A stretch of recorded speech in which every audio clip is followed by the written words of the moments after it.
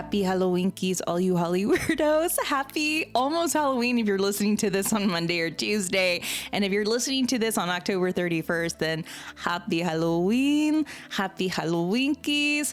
We're all going to be los spookies this year. Definitely. I can't wait to see some of those costumes the next day on Instagram. Well, on this special Halloween week episode, you're joining me on a paranormal tour / mini investigation in Salamanca, New York.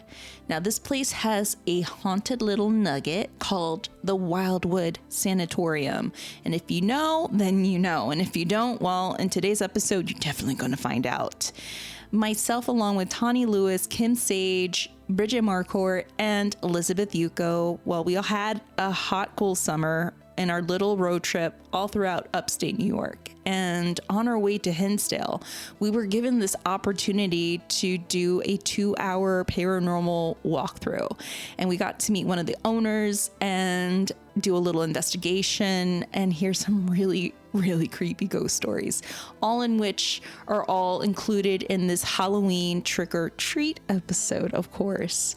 So guys, you already know the drill. You want to grab that K2 meter, your dead bell if you have one, and maybe some candles and crystals, make it a little more Stevie Nicks and spooky. And you definitely remember to pack the salt. If you don't have that salt, maybe you have that old crusty, dusty salt lamp laying around. Yeah, don't lick it. Just bring it because it's salt, right? You want to get ready because we're going to get Holly weird with the ghosts of Wildwood Sanitarium.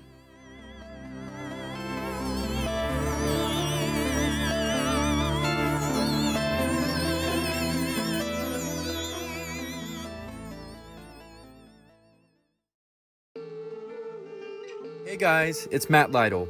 You might know me from Ghost Loop on HBO Max. My best friend and co-host, Chris Califf, and I have a brand new true crime podcast airing Friday, November 7th, where we do a deep dive into the biggest true crime stories happening in our world today.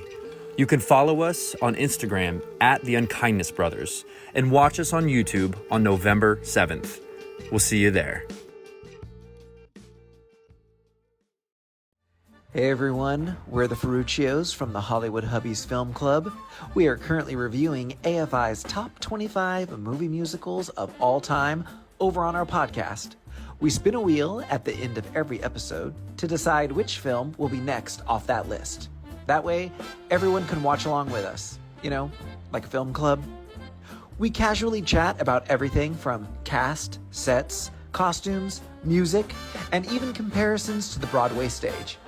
If you're into musicals or even classic Hollywood, you should definitely check us out. You can find us on Apple Podcasts, Spotify, and YouTube, as well as giving our Instagram and TikTok pages a follow at Hollywood Hubbies. That's Hollywood Hubbies. Take care. Hey, all you Holly weirdos, we have a couple of announcements that we want to make. What are you doing or who are you haunting the week of Halloween? Well, if you're in and around the Los Angeles area or visiting for that matter, or if you're in and around the Fullerton area, then you definitely want to grab your K2 meter and your empty stomach for this because it is going to be very delicious. On October the 29th, that's Wednesday from 7 to 10 p.m., we're hosting a little event called Via del Sol After Dark at Hidalgo's. This is a first for Hidalgo's because they've never done an event like this, a paranormal investigation dinner. This is so cool. If you know the history surrounding Via del Sol in Fullerton, then you know. If you don't, then let me do a little tiny, what they call in culinary, amuse bouche. Okay, because I'm sure you guys have some preguntas. All right. So first and foremost, the Villa del Sol used to be California Hotel, and this hotel was built in the 1920s or early 30s. There's a lot of star activity. Hollywood stars would come in here, and so did, gang members. There was also a couple of deaths on the property, a lot of dark history. And ever since then, it's transitioned, and now it's transitioned to Villa del Sol. But it seems like the ghost of California Hotel's past hasn't quite left. You have cafes, restaurants, and even shops around there who who have had some pretty unusual experiences. The seller, even Hidalgo's, has their ghost stories, along with the British grocer. Well, on this event, you'll get to participate in a paranormal investigation. But before you do that, we'll have a taco-style buffet. Oh yeah, buffet or buffet. This is going to be so delicious. We have chicken tacos, tacos de papas, and then it's going to be complemented with arroz con frijoles and a Southwest salad. And then they're making this really cool, spooky cocktail, and they can also transition it to a mocktail for those who are not drinking. They're going to have some agua frescas, because you know what pairs well with tacos? Agua fresca and a spooky cocktail or mocktail, of course.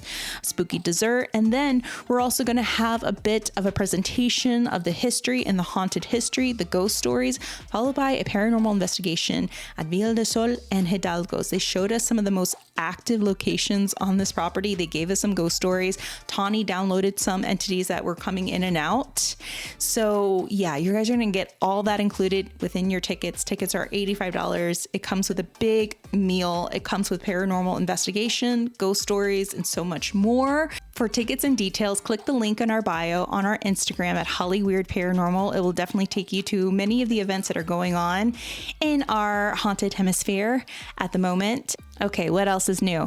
If you love Hollyweird Paranormal and you want to help support the podcast, you can travel all the way over to Apple Podcast and leave us a little, 4 to 5 star rating, write us a little review, because it's, a little hard for us indie podcasters out there.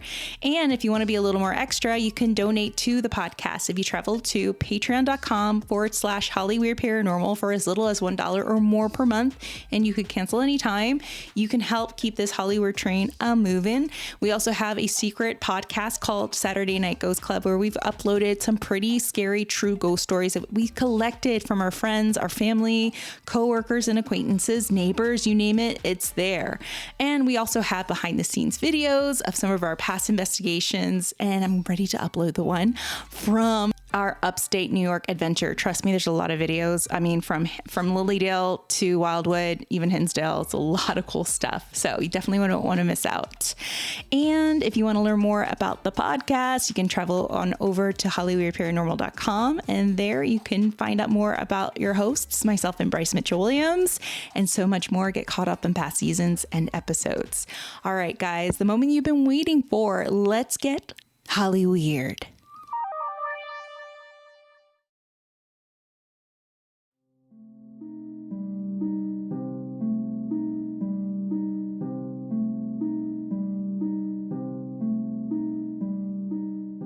Hey friends, let's hit the road. We're heading to Salamanca, New York, to a little place called the Wildwood Sanitarium. In this little Halloween episode, you're going to be traveling with me and my friends, investigator and medium, Tawny Lewis and Kim Sage, and our other spooky friend and guest, Bridget Marcourt and Elizabeth Yuko. It turned out that Bridget had an appointment at the Wildwood Sanitarium, and she invited us to come along. She had just interviewed both Zachary and Brooke Bristol. They're the owners of Wildwood Sanitarium. We were given the opportunity to be a part of this 2-hour paranormal walkthrough mini investigation tour. Now, this isn't your run-of-the-mill haunted hospital, friends. Wildwood was actually once a wellness retreat where patients came to heal, but some really never left. Now, you know how I like to break these little tours up into chapters now. We're going to call this Chapter 1, History, a House of Healing. Wildwood Sanitarium was built in 1906, right in the heart of Salamanca, during the height of America's obsession with natural healing. Now, this was before modern medicine as we know it, with hydrotherapy, light therapy, magnetic treatments, and even vibrational healing were even considered cutting edge. Wildwood Sanitarium opened as a holistic health center, offering patients rest, fresh air, and, quote, magnetic medicine. In other words, think of it as Victorian Reiki with some major side effects. Later, it transformed into a TB clinic, tuberculosis, when rest cures and isolation were believed to stop the spread. You can almost feel the energy of the patients who came here. hopeful, desperate, and most of all sick. When the sanitarium closed its doors in 1940, it didn't go quietly. Locals whispered about lights in the windows, voices calling from empty rooms, shadow figures walking the hallway, apparitions of doctors and patients in gowns. And if you've ever been inside, you'll understand and know that energy is still here.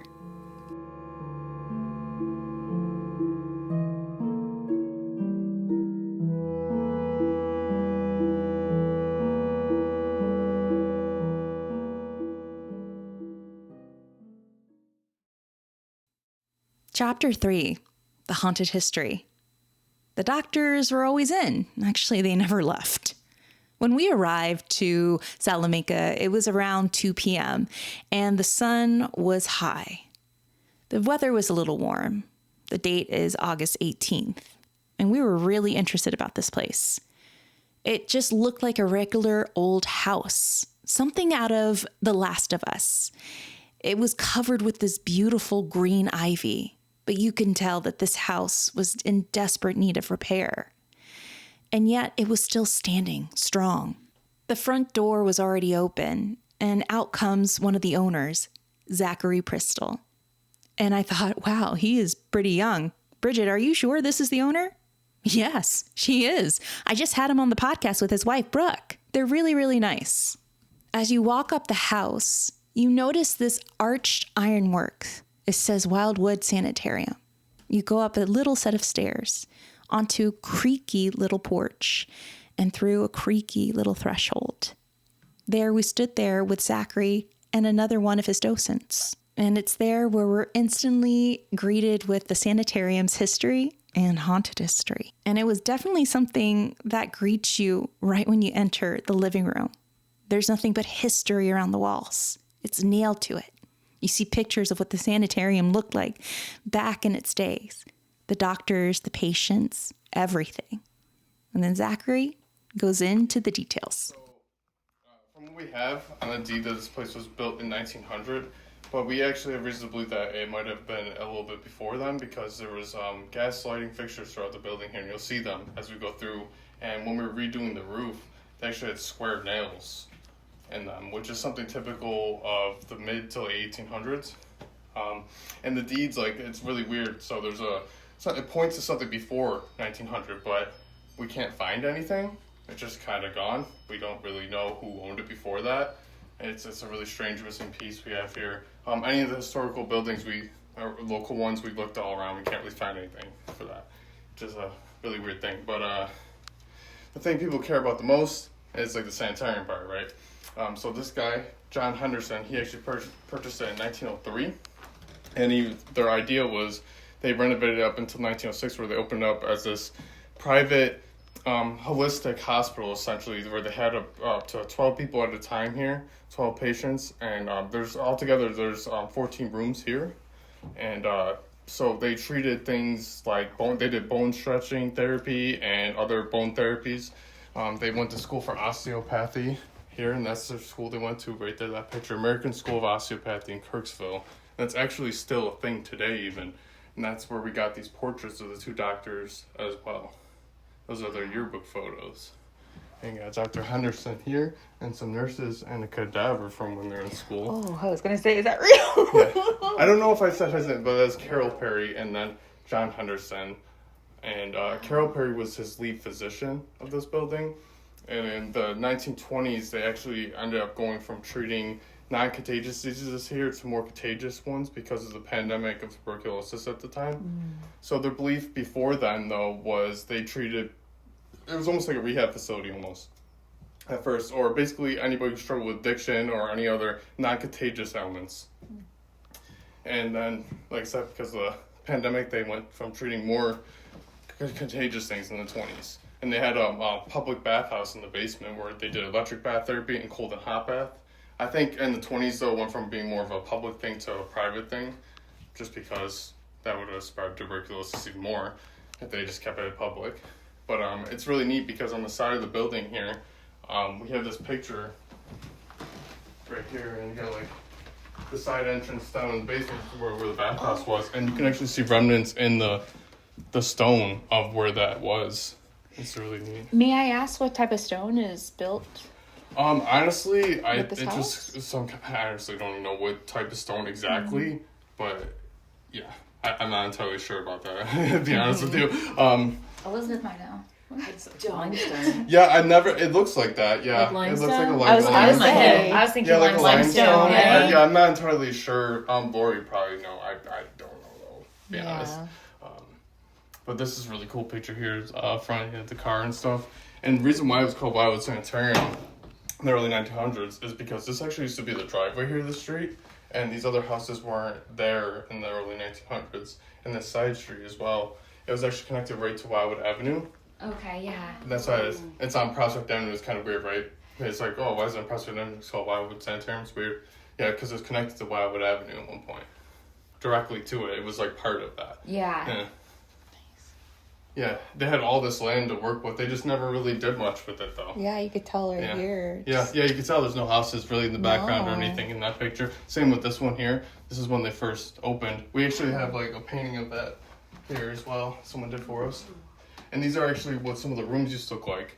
These are printouts from the Historical Society that we got. They have the original pictures there. Oh wow. Yeah, light So bath they actually cabinet. had light therapy. Yeah, That existed? they did light bath therapy here. Yep, it's pretty. That neat. is crazy. It was an early form. Of I that. don't know. Yeah. Like I didn't know that it was that early on that they started having it. Yeah. Oh yeah. That's so cool. It's like a lot of the things we use today are just more advanced versions of what they did. Mm-hmm. They were just trying to figure out what worked and what didn't in that time period. It was a very experimental time period, and so there was a lot of like privatized buildings like this. It was actually common to have like house call doctors and stuff like that, like way more back then. There wasn't a lot of huge hospitals in that time period. It wasn't quite established like that. There was like they were just starting to do that. So you get the big sanitariums and everything. Right. They were just starting to really do that. Yeah. Here in America, from what I found at least. Cool. Oh, it was just starting to really become a more of a common thing. But there's a lot of private practices that happen like this. The Wildwood Sanitarium wasn't always the haunted destination known as it is today. Once a place of healing and hope, it eventually transitioned into something far more personal at one point. It was an actual home. Our guest Alyssa, who chimes in, one of the docents of the sanitarium, actually once lived within its walls, completely unaware that her house had a much darker history. It wasn't until strange things began to happen. Footsteps in empty hallways, the doors slamming on their own, and this constant feeling of being watched, that she realized that this was more than just an old home with creaky floors and an unusual history. Wildwood, like so many former sanitariums across upstate New York, carries an energy that doesn't fade when the patients leave it. It lingers. It shifts from one place of recovery to another one of residence for both the living and the dead. It's so interesting because when you go to Buffalo, there is this beautiful hotel in downtown Buffalo that used to be this very old mental hospital. If you see pictures of this place in its heyday, it was creepy. And if you see it now, it is very upscale, very beautiful. And I think for probably $120 a night, you can definitely have that experience if you look it up.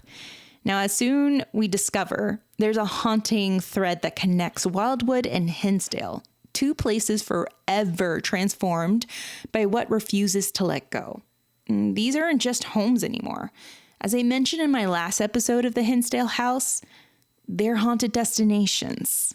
And in this wild chain of events, no pun intended, it seems like the sanitarium is still helping people. And we'll learn later from Zachary where a lot of this money that people pay to tour and investigate this house actually goes to. And you grew up here, right? Mm-hmm. She lived in this house growing up. Oh, my name's Alyssa. My best friend's family owned the house before Lori purchased it. And I was here basically every day after school until my mom would pick me up at like 9 o'clock, and then I'd stay every weekend. Johnny's So like, I lived here basically. I want to do it. Oh my god! Really like comforting home to grow up in. Okay. I mean, all like the whole neighborhood's kids would come here and hang out. It's just like a place where everyone got together and hung. So. Yeah, and I'm sorry, I didn't really introduce myself to half of you. I'm Zach, by the way. I'm co-owner of the building here alongside my wife, Brooke, and she's at home with our kiddos right now, though. Oh, wow. Yeah. Brooke and Zach just had a baby. Oh. Yeah, I was just told. Congratulations. Yeah, So you have baby number 2. This is your first baby, and then this is the... I was going to say it was baby number 4 for us. Oh my god! You count this as a baby? Yeah, baby number 4 for us. It's so cool because you guys are young, and a lot of the owners that we meet at these locations are older, but it's cool to see in a newer generation. Oh yeah, we started doing having babies young. We share hobbies. So.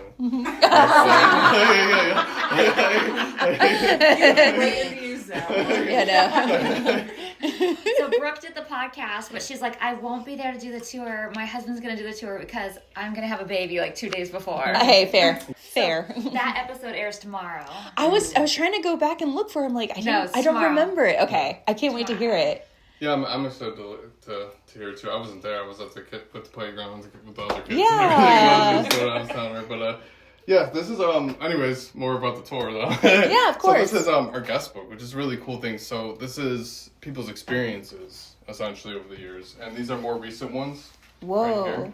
Can you read a little blurb of one? Oh yeah, this is. Or is there one that you're like, I have to tell you this one because this one like hit me in the gut? Actually, yeah, you know what? I want to find this one because I was here the other day filming with these YouTubers, and we got to really. This is so. Read this. He said, "This place is one for the books," pun intended. I love it. And they just like. We had constant interactions with objects moving on their own and heard moaning and equipment going off all night. We had the footrest in the upstairs doctor's office spin and caught on camera, which was really crazy. So when we get up to the 3rd floor there, so I keep stuttering. The 3rd floor, there's in the doctor's office, like how they said, there's a footrest, and it spun, and they got on camera, went a full 360 by itself on camera. And it was actually crazy. I can't believe we caught on camera. The only reason they caught on camera is because they had a static cam in the doorway, as well as the girl that was filming us was like filming us with another camera, but then there's a static cam in the doorway. Yeah. And this happened behind us, and we heard it, and we were like, "What was that?" Like, what? And I was like, "Wait, was that?" And I pulled it across the room. I'm like, pretty sure that was that. And then we checked the static camera, and sure enough, got a full 360 of it. That's crazy. Behind us. It's happened behind us. When we weren't even, none of us were paying attention, but we heard it. And your bell was going off upstairs, yeah, it was wasn't it? intense. It was actually probably one of the coolest things I've gotten all year on camera, honestly, because it was just like, it's rare you get like some objects moving a large amount on camera like that. Right. It's definitely a big thing when something like that happens. And there's no way to explain it. No, there's no way to explain it, especially if there's it's no windows open, nothing. Like there was no way. around. And you'll see like when we get up there, like it takes a lot of force to move It's that. heavy to move. Oh, I yeah. was trying to move it for Yeah. the group the other night because I was telling them about what you guys Oh, caught. yeah. And I was like, dang, they're strong. Yeah. It's hard to twist. Yeah, for a 360 rotation, that It takes was, a lot. It was definitely something, yeah. Wow. It's loud, I can't too. wait till they release the episode for that. It's definitely gonna be a good one. We got a lot more evidence than that too. They had a great night. They want to come back here. That's awesome. Yeah. Well, But, yeah. I can't wait to hear more about it. Alright, so we'll head over this way, and what's going on over here? So we got a lot more ground to cover. Altogether here, this place is 5 floors and 14 rooms. Wait, including- 5? Including the attic and the basement. Oh, yeah. the attic and the Include basement, okay. include the attic and the basement, yep. So over here, turn this light here. It's a little better. So in here we got beds for people to sleep in, which we have beds on all the floors for groups that stay overnight. Oh, so you And, guys do overnight? So yeah, we do. Yeah. So we're on. I don't know if you watched any kind of media we've been on, but we were on Nick Ross Paranormal Lockdown, and this mirror actually fell out this bolt here and broke Oh my god. when they're out front there filming. Oh. And we put it in this box here to hold the broken pieces together. Yeah, it's pretty intense. Like, yeah, this bolt is still there too. Like, it was hanging on there, so somebody had to lift it up and drop it off. That's really crazy. Has anything Yeah. else like that happened before this? Oh yeah, it actually broke more after that. Like, a few years after. We had it leaning. It wasn't actually as broke as much as this. It was broke, but not as much as this. It was leaning. We had it just leaning down here for the longest time. And this group, they go by Paracurious. They actually caught this on video too, this whole thing. So they had a lamp right here, and they just sat in the middle of the floor, and they were doing some kind of experiment, and the lamp fell into the mirror, and the mirror fell and broke more. Something's telling me that there are things in here they don't like. Like, it doesn't belong here, and it doesn't want it here. Is there a lot of things that you collected from antique stores that you put in here? Some items are like that here, yeah. So it's a various mix of things. So a lot of the physical items in here aren't original to when it was like the sanitarium and things like that, because it's gone through so many different phases. This place at one point, after the doctors owned it, was actually renovated into 3 different apartments up until about the 80s, like mid 80s. Yeah. Yeah, from like the 50s to the 80s. Well, okay. Yeah, and then it was a few different owners, and like her friend's family owned it at one point too, and a few other families owned it. Eventually, we got it 2017. Wow, so there was rotation. Oh, it's been a lot of different things over the years. No wonder. Okay. But there's like remnants in the basement of like where the electric tub was and the hot tubs and all those tubs. It's crazy. It's really cool. The basement's my favorite spot just because of that. Like there's it retains all the history in it. You know, it's like the building itself retains the history. Gotcha. You know, it's like in the stone, which is really neat. It's like even how I was saying a little bit ago on the side of the building there, with the basement hatch, they had like a little shed over there, and you can see like the engraving of the shed where it was. Whoa. If we go outside and look, we can do that later after the tour, but I'll show you what I mean. It's really cool. Wow. Yeah, it matches exactly what the picture is. It's really neat. Yeah. But that's crazy. I went to a place in Michigan called Whispers Estate, and they had the same problem. They had an object in there that the medium was like, they hate it. You got to get rid of it. That's why it keeps on falling onto the ground, because they don't want it in here. Yeah. So I'm wondering, like, that's why I'm thinking, like, there's some things in here that are like, I don't know about that. I think they do get like that sometimes, because we recently just painted that room in there green. So it was like this whitish color, and it was really fading away. It was getting really bad, so we wanted to make it look better in that room there. And we had the one picture, I don't know if you noticed, on the table there that was just laying down and wasn't in a frame anymore. Reason being for that is because someone literally like pulled it off the wall and like smashed it on the ground. It was a really crazy experience, honestly. I was there alone, and when this happened, and I seen a shadow figure out of the corner of my eye right as this happened too.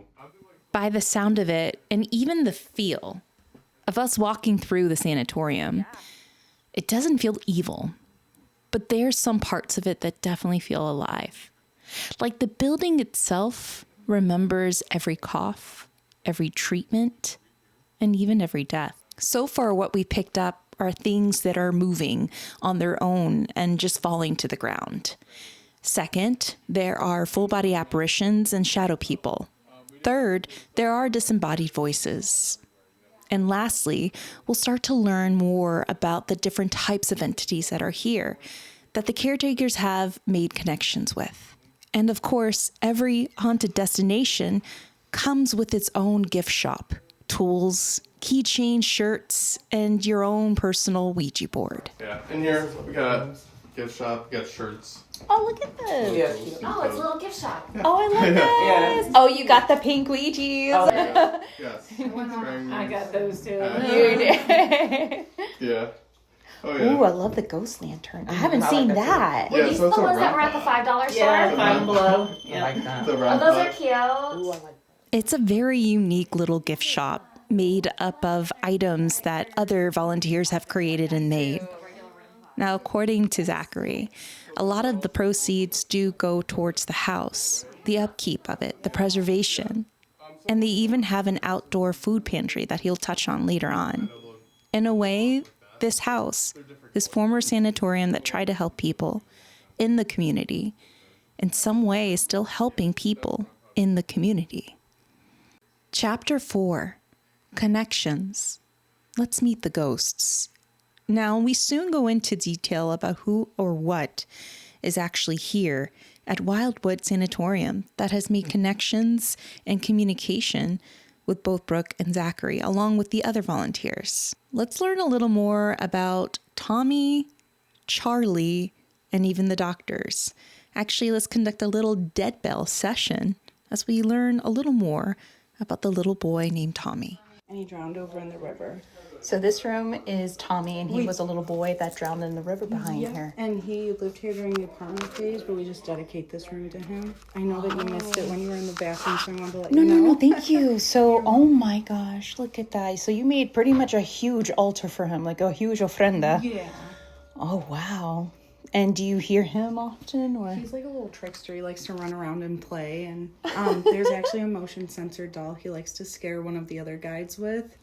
So he's a really funny kid. Leave him candy. Yeah, right? He wants candy. We will. I'll bring you high chews, Tom. There you go.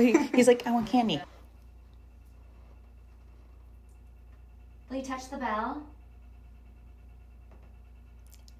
Ask him if he wants candy.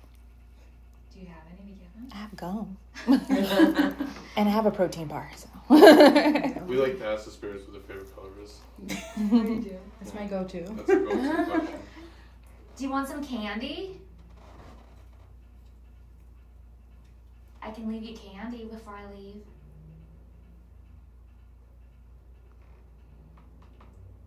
You just have to ding the bell. Okay, yeah, candy's no good anyway. So what happens here on this specific floor? Like, what do people experience? A lot of people will see shadow figures. They'll hear disembodied voices. They'll hear footsteps on the stairs and on the second floor as well. People have seen apparitions up here. Pretty much any piece of paranormal activity I think of has happened in this building at some point or another somewhere. Is there a common entity that people see? So we get the doctors up here a lot. We get a nurse, and we also get a patient named Charlie often. And I actually had like a really cool experience with him on a spirit box the other day. Really? Conversation back and forth with him. It was a really intelligent conversation. It was about his marriage, actually. And he drank a lot, too. And it was about him drinking and stuff. And he was asking for alcohol. It was actually a really crazy experience. I brought him honestly. alcohol. Yeah. That's good. He feels like, he's like, can we have a bro talk? Pretty angry and bitter. Oh. He holds a lot of hatred. Wow. Yeah. I kind of feel bad for him, to be honest. So he connects more with you because he's like, you're married, you have kids, you understand, bro. Yeah, in a way, he might even hate me a little bit for it. I mean, because it just seems like his life, he just doesn't seem happy with any of it. I don't know, he just, Wow. he just seems to hate everybody, it seems like, too. Yeah. And do you feel like, is a lot of the energy here like intelligent? Is it residual? A little bit of both. A little bit of both? The spirits we get are usually intelligent. It's usually intelligent energy here. I think some stuff are residual, like the stairs. We'll get activity on the stairs. We'll hear footsteps and creaks. But I think the doctors and Charlie and Tommy are definitely intelligent spirits that come through a lot, and they're very aware of what's going on. Wow. Some of the nurses as well will come through very intelligently too.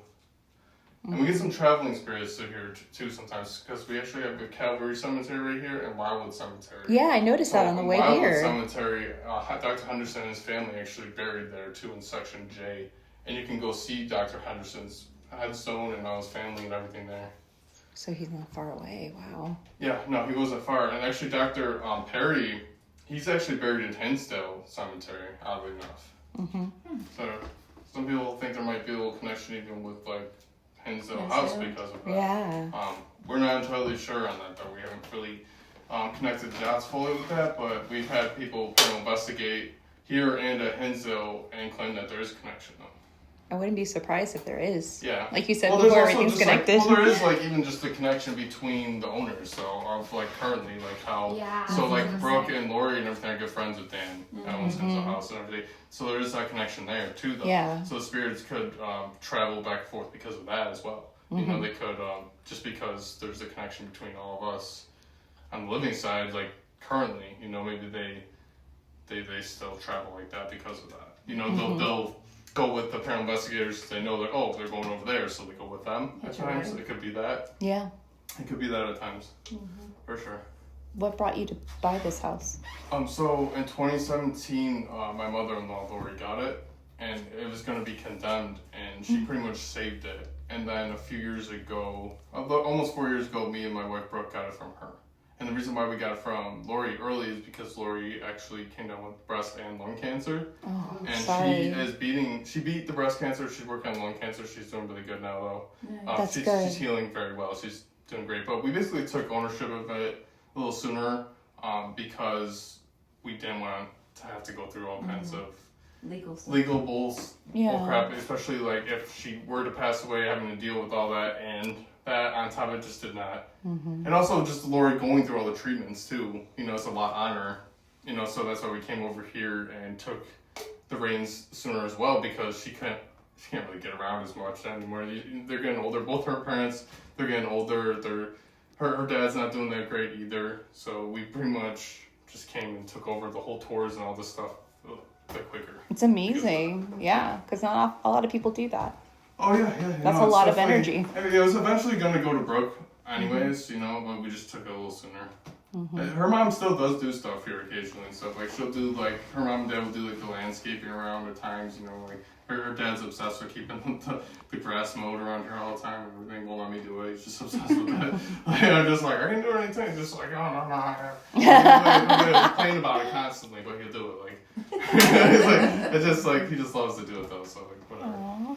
That's great that you guys are taking care of it. Amazing people. They're the best, honestly. They're That's the type so of people cool. that give the shirt off their back to you. Like, they're really good people. And we got like food pantry out front there too, and everything. And it's something like we all kind of started for Salamanca itself, because Salamanca, this town isn't the best town. There's a lot of people that have like homeless issues. There's a lot of issues going on, drug issues. There's a lot of things going on around here in Salamanca. So our way of giving back to the community as well. So that's something we started up, it was probably like, 6-7 months ago now? Yeah, it wasn't too long ago. Yeah, sounds like the house chose you. And it's like we had like Channel 7 News here recently talking about it too, which is really neat, the pantry and everything, getting the word out even more for that, which is awesome. It's great. It's great. Do you have a GoFundMe? We don't have a GoFundMe, but we have like ways to donate on our website. Yeah. Really start promoting that. Yeah.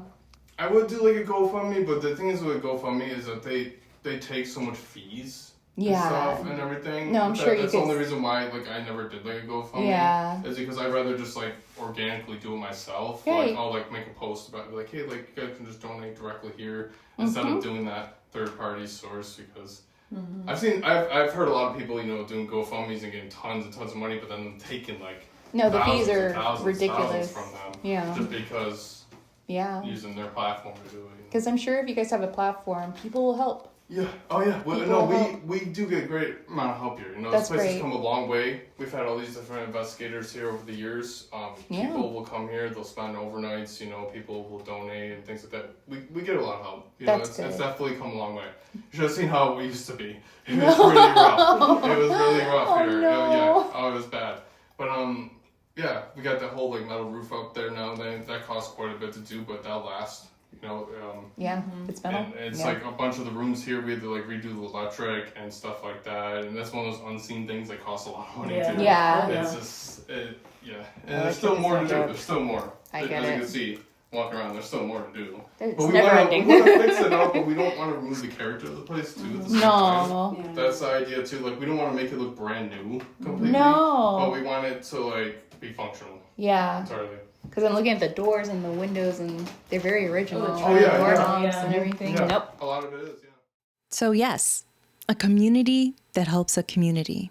It's all about connections, not just with the dead, but also with the living. I soon later found out too that Zachary, Brooke, and Lori actually work with Daniel Kleiss of the Hinsdale House. If Daniel needs anyone to help lead a tour, open up the house for any overnight guests, Brooke and Zachary step in. They do very well in the community by serving their community, opening up the food pantry. And for anyone that wishes to donate to Wildwood Sanitarium to help Zachary and Brooke, and also add a little bit to the food pantry, you can make a donation at www.wildwoodsanitarium.com. There's a link on the top right corner of that website where you can donate. Or if you're in and around the area, you can definitely spend some money to spend a night or two. The money truly goes to a really good cause. We make our way downstairs to the basement. Now, this is the most active area, in my opinion. It's always the basement. And this is where Zachary has seen several entities. Even Tawny picks up on something. I kind of move away from one corner because I feel like I'm in someone's way. Let's hear what happens. So what happens here? What is like the So they had what just experiences as of now? Yeah. So I've got my personal experience is I had a little boy, which I believe was Tommy, peek around the corner here. So there's a staircase on the other side of this, and I came down the staircase and I seen him peek around the corner there. And this was actually last October.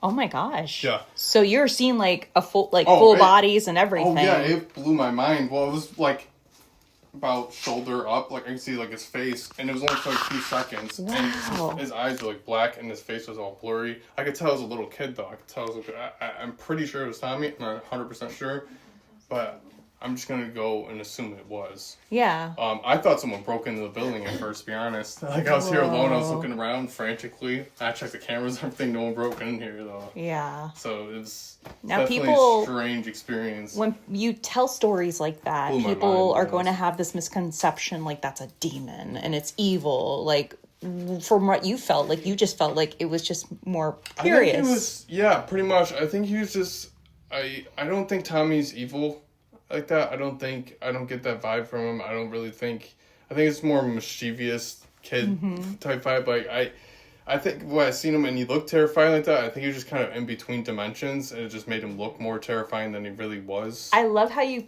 put that. Yeah. In between dimensions. Yeah. I love that. Yeah, that's how I believe it. That's how I see all this. I think that just it's just simultaneously different dimensions going on at the same time. Yeah. All at once. It's like your vision we see in 3D, three-dimensional vision out of our eyes. That's what we can physically see, right? And then there's like fourth dimension, fifth dimension, sixth dimension, and there's below that, which is like the second dimension, first dimension. Second dimension would be like considered like, you know, like those side-to-side video games, you know, like the old school Mario or something, right? Yeah. That's two-dimensional because that can only go the two ways. Yeah. And you can't see it from different angles. It's only flat. It goes two ways. That would be considered two-dimensional. Three-dimensional is what we see. We're just circular around. People could try to explain the fourth dimension, but we can't comprehend the fourth dimension. Like, because we've never experienced it. You can only experience it spiritually, I believe. And like that's when it comes to the spirits and everything that we communicate with, right? Fourth dimension, fifth dimension, higher dimensional beings that talk to us, that come to us, because we can't communicate with them like they can communicate with us. Right. If that makes sense. No. That's how I believe it. That's how I see it. Like I think they reach out to us mainly more than we try to reach out to them, but they're the ones really trying to talk to us, I think. A lot of times. And you feel like you get that here. Right? Yeah, that's just everywhere. Everywhere. Not even just this building. I feel like that's just how it works as a whole, personally. I like that. But I also think that sometimes they might even be aliens, extraterrestrials. Yeah. I'm not even playing. Like, I think sometimes No. it's like that. I think sometimes they're different beings and they're not even human beings. They're like it's getting not weirder. Yeah, I had this discussion with another investigator because it's like changed my trajectory. It's like, yeah, I mean, are they extraterrestrial? Are they interdimensional? Yeah, Is it a time slip or a cross of times? Because it could be like them watching us in their time and we're looking at them in our time. So it's like more than we realize what's going on. Yeah, it's really interesting. Yeah. I know. That's good. And you kind of have to learn it as you're an adult a lot of times, unless you're brought up into it. You know, it's because a lot of times in school and stuff, they don't teach you about this stuff. They just tell you it's fantasy, it's crazy. You know, they won't teach you any of that. It's stuff you have to experience for yourself a lot of times. I feel like the world's changing nowadays. Things are changing. The internet's really changing things. Yeah, the internet helps. The internet has changed a lot of people's perspectives nowadays. People are way more open to all this now because they're not brought up in like a closed setting, you know, where they're just influenced by the people around them. Now they can go on the internet and meet all these other different people with different perspectives, and they can learn more. And even like when it comes to education, like a lot of times like school education, college, or any of this information or spiritual education, you can find it all, you know, online. Oh, yeah. You can find it all. Is that reach? We were just talking about that with psychics. Yeah, like, the degrees and stuff, you know, it can matter in fields and everything, but you can learn a lot of this information now just from people, though. You don't even need to go to the schools anymore. The degrees matter to get jobs, right? But when it comes to, like, especially, like, I can't think of a field for example, but you know what I mean. You get what I'm saying. Like, you can get information easily, essentially. Yeah. Like, it's a lot. The information's out there nowadays. Yeah. I guess I have to get high energy to do stuff like this, right? Tani, what are you picking up down here? I wrote it all down. You wrote it all down? I prefer to talk about it outside. Okay. I don't know. Fair. Question the chairs. Why are they lined up? So this is just for people to sit, investigate in, essentially. Like, that's... And when we have events and stuff, we all come down to the basement. Like Saturday, we had a pretty big event, and there's a bunch of us down here. And yeah, basement's a pretty popular spot for people to hang out in. So. Yeah, spacious, you know, it's a gathering. Cool. It's cool, yeah. Yeah. It is cool too, yes. it's really good activity down here, too. I like it. Yeah, and then this we use that as storage over there, but I can show you real quick. And here There's more. So this is, yeah, we just use it as storage. But There's more. So yeah, we use this wire. Oh my God! But it doesn't stop. That door right there is the hatch that would come down. So this is how they would get into the bathhouse. Oh, okay. This way. Yeah. We did. Yeah, these are storage right now though. Yeah. But when we go outside, and I'll show you out there. There's remnants of the shed that was covering the hatch out there. And that picture was talking about. Oh. So yeah, the basement is definitely a different energy. And I could tell that Tani was downloading so much more. And not only that, it just seemed like behind every door and curtain of this place was a surprise. Every time Zachary pulled the curtains, it was like another room with a heap of antique furniture, medical equipment, bedding, everything. It looked low-key creepy. Like it was like a haunted house in a way, a monster hospital. I do give it to them. I do give it to them in a way where they had set up everything for an overnight for people to come in and almost be entertained, but still learn the history of the sanitarium and its ghosts. Now we go upstairs and we head outside. Tani then delivers her notes and readings. Here's what she picked up and downloaded. There was a man at the screen door watching us, and we were out taking a picture. He was kind of balding. He didn't feel like he was a patient though. So when I was first feeling him, I wasn't sure. I was like, is this a doctor? Like I wasn't really tapped in, but he was not a patient. And I was like, and he's just like looking at me, I was like, what are you doing? You know? And then I felt, which is really, it connects to what you said. Every spirit in there is more of like, why are you here? What do you want? Oh, you're here? And then they go away. It's like they're not there to be like, ooh, I'm here. Yeah, it didn't feel like that. They were just like, oh, come on. So it was a calm and like a quiet. When we first walked in on that sofa, there's a, sorry, is there a bee or? It's all right. I think it went. I was going to say, I think it's just kind of. I get all the bees that like my hair. It's weird. Okay. I hate bees. I feel that. There's a dark haired, I couldn't tell if it was a woman or a man because their hair was long and it was kind of like cover them. Okay. I think it was a woman. And she was sitting on the sofa watching us. Yeah. She was just like, and she was listening. And again, like not like, ooh, it was just like, I'm here. Oh, you can see me. Oh. And it was just sitting there. I asked her where, I was confused because I heard him talking about like it was a hospital, I guess. And I was like, but she looks like sick. Like it's hard. So I said, what happened to you? I had surgery here. Well, did you die from the surgery? I got fever. So like I had an infection. And then she kind of stayed there. But then I wrote it later. When we went to the doctor's office, she came up there, which was funny because I think you and Bridget was like, and she was in the hallway, like, and I said, there's a connection to that room with her because she didn't follow us anywhere else. So they actually, funny thing, the third floor is where they kept their sickest patients because they were closer to God on the third floor is what they believed in. They were very religious doctors. Dr. Henderson was a pastor at a local church here. So they did keep very sick patients up on the third floor because they would be closer to God in the sunlight and She all looked that other really stuff. sick, and I was just Yeah. like, oh, I'm confused. But then it was weird. This is what it felt like. She went in here for surgery, but the surgery made her sick. Yeah. They didn't know what they were doing. That's why I didn't want to stay inside. So anyway, she followed us to the doctor's office. Then downstairs, there's the bathroom, and then I think there's a room, with the gift shop. Yeah. Yeah, there was a man who was like, and he kind of was peeking. Same thing, quiet, calm, Yeah. like what's going on. His leg was highlighted for me, so I don't know if maybe he had an amputated leg at the time. I don't know. But I could tell something was wrong with his leg. Yeah. And then when we went in the gift shop area, I was like, I'm off balance in here. Again, not dark, none of them were like dark. They were just like Right. sad. I wrote the doctors. There was like a 10-year period where I felt like there were doctors that didn't know what they were doing. I don't think it was the whole time. Right.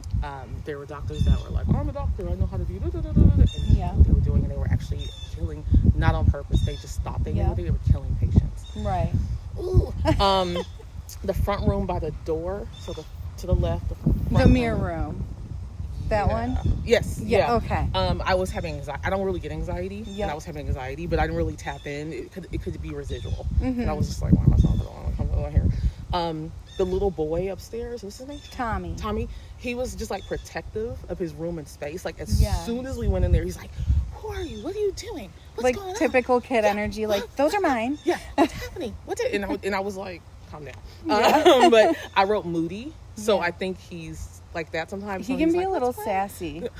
He's a little saucy. See, I was just like, this little boy. I felt that too. I call him out on it. Right when I came in, but he, like you guys said, he's very intelligent, and He so he is. would be a really good one to get information from. He is. He's pretty cool. I mean, like I was saying to you, I'll go in the doll room with that motion activated doll, and we'll be setting up for gear. And my friend Alyssa, she is also a volunteer here. Funny, we're best friends. We have the same name. But we'll be setting up, and she'll go off into another room to do something, and I'll like lean down and I'll go, okay, Tommy, like, we gotta scare Alyssa. You know she hates that doll, dude. And I'll be like, tap that doll when she gets in here. So we'll be sitting in there, like on the floor, just in complete silence, waiting for our equipment to go off, and that doll will go off, and no one will be near it. And I'm like, yeah, good job, Tommy. And she's like, I hate you guys. But no, he's a little prankster. He's very smart. He's super cool, though. He's one of my favorite spirits here. I would even say if you have investigators come in, tell them he's moody, because sometimes I think he'll be a. Oh yeah, And he's whipped my cat ball See? 5 feet off the ground across the room. Like, we'll have it set up outside, like the doll room. He likes to hang out over there, but he'll take that and whip it like square into the seance room. And then this is interesting. God, I wish we could do this investigation. This is a note from my guide. If you can, are you an investigator? Yeah. If you can, try to get some. Oh, Hi. Hey, oh. your people are waiting. I'll be right over. Okay, Ari, I'm sorry. I was asking her some of the notes. Try to get some newfangled toys. He will Okay. fucking love them. Okay. Newer stuff that Okay. you probably have never even seen before. Newer toys for Tommy. Newfangled toys. He will fucking love it. He will be like, and then everything will go off. But just keep him, not like a whole bunch, like 2 things. Right. And then really quick, sorry. This was the most important one. There was a little girl out here. She looked like she was 10 to 12. And she was just kind of like out here. I kept looking out the window. This one scared me because I was like, what happened? And she said she was here and she had surgery and it wasn't that successful. And it looked like she was going to die. So her parents just didn't come back. Oh. Yeah. I hate those things. Those next to the top. Anyway, so that was her. And then whenever you guys do tours or something, they kind of get annoyed and they go in the basement. We get a lot of activity in the basement That's why I during our asked you about the tours. chairs. I kept feeling. I asked about the chairs. They because were I said there. it's a They were big like, room, and I feel like, picnic shit, room. why is Just it like- here? Sit in the chair. Remember when we did our live stream the one night? We set up and we literally had just hit begin, and it went, oh, this again. And we were like, oh, sorry, we're intruding. They actually really are respectful in a way because they're just like, oh, he's here, okay. And then they just kind of go away. They're not there to really scare you. I told her the most active would be that little boy. He's very smart. And then I feel like, I could be wrong, I feel like there might be 13 in this house. 13. Spirits.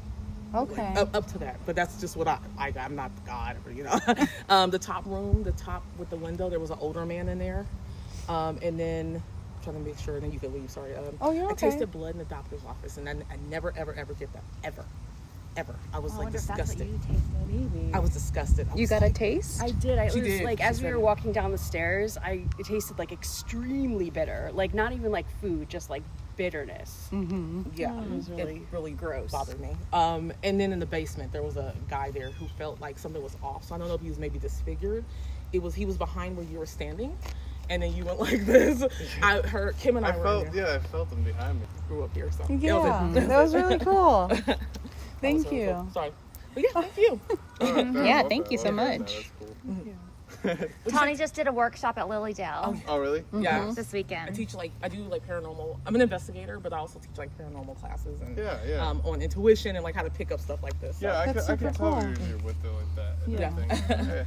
And she's going to be doing an East Coast tour or something. Next year, Yeah. we'll see. I'm decently sensitive with the sweet. energy as well. Like mostly just feeling stuff and everything. Yep. I could definitely get the feel for people though. Yeah. I can yeah. feel that you have that connection like that. So some people, it's like my wife for instance too. Like my wife's like that, and I know when she's around the area. Like she could just pull up, and I know she's there near. because she has that with me, that connection, That's the awesome. ability to I can just feel the power, the energy, Yeah. the connection, the spirituality with that. I can feel it That's with certain awesome. people. Some people have it a little bit more than others. Some people just have that innate thing to them. It's really neat. It's Yeah. really neat. It's cool. Yeah. It's definitely something. I've gotten a little bit better with it over time. Uh-huh. Everything. I wouldn't call myself a psychic medium. I just feel I say sensitive. the energy. Yeah, I feel I wouldn't say oh I'm some prophet or something. Of course. Yeah. You guys, if you can try to get some newfangled toys in here, he would freaking love it. I felt that strongly. He'd be I think all the things would go off crazy because he'd be so excited. I love Tommy. Yeah. Aw, my boy. I had someone tell me one time that Tommy follows me around sometimes when I do the tours, everything. Yeah. But I told also, him it's funny that you said that they all go highlight because I've actually had someone else say that. They're too just before. oh, but it's a good thing because they're not I'm Yeah. here to push you or scratch you. They're just oh, you're in my space, okay, and they all went down there. Yeah. But yeah, he's moody, Tommy. He sometimes he'll be yay, and sometimes he's all get into it. out. And then sometimes Yeah. He is. That's it's exactly like that. Tommy. It's definitely for sure. Yeah, sometimes it's all for it. And then, Well, you it's saw like, him. Can you guys just leave already? He's probably get out. No, but that confirms, you see him. So you saw him in the basement. Yeah, I do have a pretty good connection with him like that. I think he sees me as a father figure almost. Maybe, in a way. yeah. Or big brother. Yeah, big brother. Well, thank you so much. Thank you. Yeah. Chapter 6. The healing continues and final thoughts. The Wildwood Sanitarium isn't a place of horror. It's a place of memory. And you could definitely feel the people who once believed that they were going to find healing, that they were going to find peace here. Maybe they did. Maybe they never stopped trying. But maybe, just maybe, they just wanted to be remembered. So if you find yourself driving through Salamanca, New York on your way to the Hinsdale house, and you see a stately old building with peeling paint and dark windows watching you back, that's definitely Wildwood. And if you listen closely, you might just hear the doctors and the patients whispering through the halls, still tending to the souls who wander in. Maybe you can wander all the way to the 3rd floor, and just for that moment, you can feel what the patients felt right before they were about to pass. You could probably feel heaven, or maybe you can catch a little game of ball with Tommy, if you catch him on a really good day.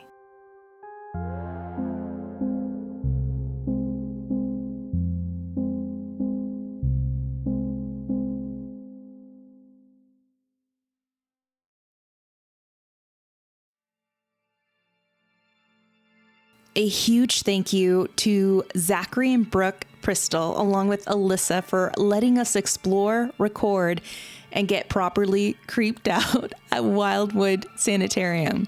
Also, big spooky thank you to my ghoul friends, Tawny Lewis, Bridget Marcourt, Kim Sage, and Elizabeth Yuko. You guys totally made Hot Ghoul Summer a thing. Here's to many more. Guys, if you want to help Zachary and Brooke support Wildwood Sanitarium, go and donate. Head on over to www.wildwoodsanitarium.com. You can follow them on TikTok, Facebook, and Instagram, along with their YouTube channel. You could tune into their live streams and their live investigations. Also, I think they're gearing up for something during Halloween, so they're definitely a really good page and a group of folks to follow. If you love Holly Weird Paranormal, guys, please give us a 5-star rating on Apple Podcasts and a written review. Once again, it helps our podcast out a little more. And if you're in and around the Los Angeles area, once again, October 29th, Wednesday from 7 to 10, Tacos and Terror, as we present to you Via del Sol After Dark. Yes, it's going to be held at Hidalgo's. This is something they've never done. They're going to provide some really delicious food and, of course, a paranormal investigation provided by yours truly and Tawny Lewis. If you want to stalk Holly Weird Paranormal, you can on Instagram and Facebook at Holly Weird Paranormal. You can stalk my personal TikTok and follow me on my personal haunted adventures under Haunted LA Girl. And also my new series, Haunted Thread. Let's wind the bobbin, raise the dead, because I have a new series called Haunted Thread, where I build costumes connected to very famous ghost stories and even true crime cases. The last one I did was a dress for Sharon Tate. And recently I just constructed a dress inspired by a famous ghost story that was presented on Spooked podcast. The LAS reached out to me and they're like, hey, can you make a couple of creative videos? And I said, hey, I can actually make a costume from one of your famous ghost stories. The one of Julia Staub that haunts the La Posada Hotel in Santa Fe. You gotta watch it. All right, friends, we hope you have one hell of a fantastic and safe Halloween. And always remember to stay curious, stay brave, and always stay Holly Weird. Till next time, friends, and happy Halloween.